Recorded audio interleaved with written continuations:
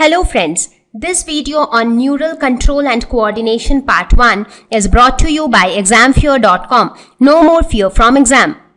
Topics to be covered in this lesson are neural system, human neural system, neuron as structural and functional unit of neural system, central neural system, reflex action and reflex arc, sensory reception and processing.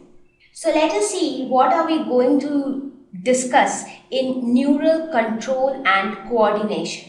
Now in the last few lessons you saw that we were talking about the various life processes that take place inside our body. For example, we spoke about the digestive system, we spoke about the respiratory system, we spoke about the circulatory system, the excretory system, and each of them has a specific purpose to do inside our body. So now this is yet another system, which is the nervous system or the neural system. Both mean the same. So here we will see, first of all, let us see what is the role of neural system. Why are we discussing about neural system? Okay, now based on whatever we have studied about all other life processes like digestion, circulation, etc. in the last few chapters, what did we understand?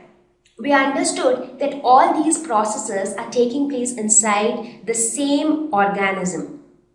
Correct? But there has to be a coordination between the various processes which are taking place. Let me give you a small example. Let us suppose you need energy to do any sort of work, right? For anything you need energy, and for energy what do? You eat food, right? Now when you eat food, what are you actually doing? You're taking in the food is then broken down into simpler forms by the process of digestion, then it is absorbed, and then what happens? So the food you have eaten, you digested it, you broke it down into the most simple form. But then after that, what will you do with that simplest form of food which you have absorbed inside the cells of your body? Now, in order to utilize this simple food, you need oxygen so that you can oxidize this food to release energy, because energy is what you want, and energy is produced in the form of ATP molecules, which are the energy currencies of the cell. Now, how do you produce ATP? With the help of oxygen. So how will you get oxygen? By the process of respiration. So when the process of respiration takes place, you actually take in oxygen, and then that oxygen reaches each and every cell of the body. And then the cell can undergo cellular respiration to produce energy. Now the question is, how do you guarantee that the oxygen which you have breathed in will reach each and every cell of the body from your lungs? So for that we have the circulatory system. We have the blood vessels, the veins and the arteries to carry the oxygenated and deoxygenated blood to their necessary destinations, right? So the circulatory system will carry all the good blood to different cells, and it will take away all the bad blood from different cells and bring it back to the lungs so that it can be thrown out. So if you see, there is a relationship between each of these processes. Whether you talk about digestion or respiration or circulation, they are all closely related. Now we want one process inside our body to coordinate the activities of all these different processes. How does the respiratory system knows that okay, now it is time for the respiration to take place? So who provides that sync between the process of digestion and the need of oxygen? And that is the process of respiration. So that coordination actually is provided by another system, which is nervous system.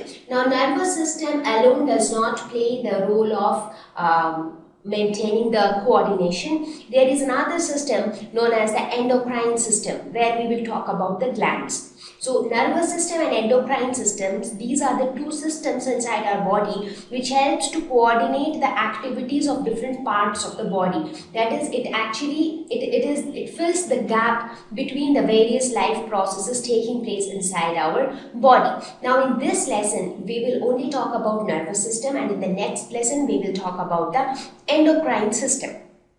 So that is our agenda for this lesson. So with this brief introduction, let us move ahead. Now here on this screen, I'll show you some of the activities or some of the things which all of us do, and that will help you to think, or that will actually force you to think that yes, this happens, but how does it happen? And there you will understand the significance of the nervous system. So let us look at some instances like that. Okay, so if you talk about our growth, so we were all born as small babies, right? And then that small baby gradually grows, his height increases, weight increases, everything becomes proportionately, everything grows proportionately. And then that small baby who was so very tiny grows up into a big adult. So how does this growth take place? How is that synchronization taking place inside your body? You think of an example when you get an electric shock. What do? Let us suppose by mistake you have put your finger inside the socket which was on, and then you get a shock.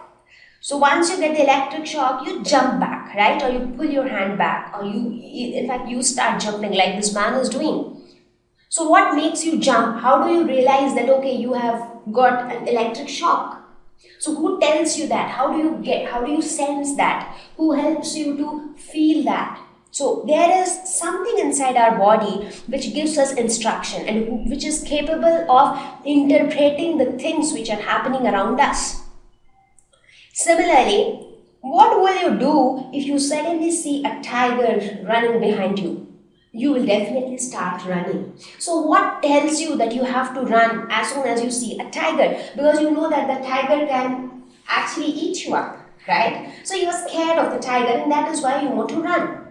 But what makes you, because the tiger is not telling you that, okay, start running, I'm behind you. Tiger, is the tiger telling you? No. But how do you know that the tiger is behind you? You see the tiger, so your eyes help you to see the tiger. But what tells you that it is time to run?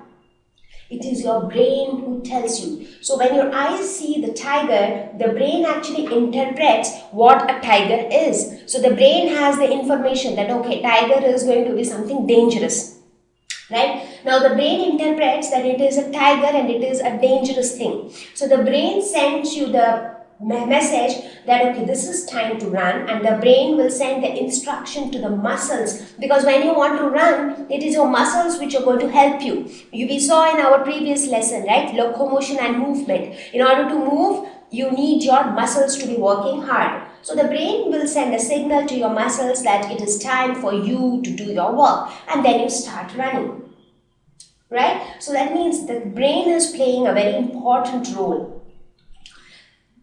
You think of something related to your heart. So you can actually feel so many things in your heart. Sometimes you feel so sad, sometimes you're so happy, sometimes you get so many different types of feelings, right?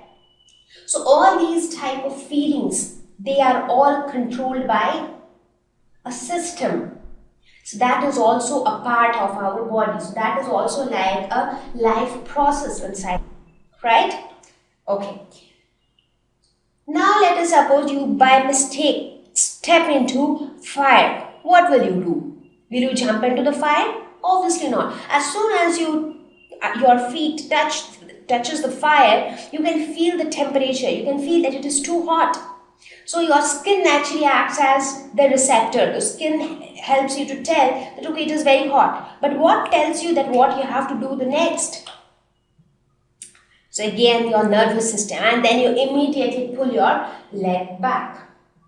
So if you see, there has to be a system inside our body to interpret things, to give us instructions what needs to be done next. Also to coordinate between the various activities taking place inside our body.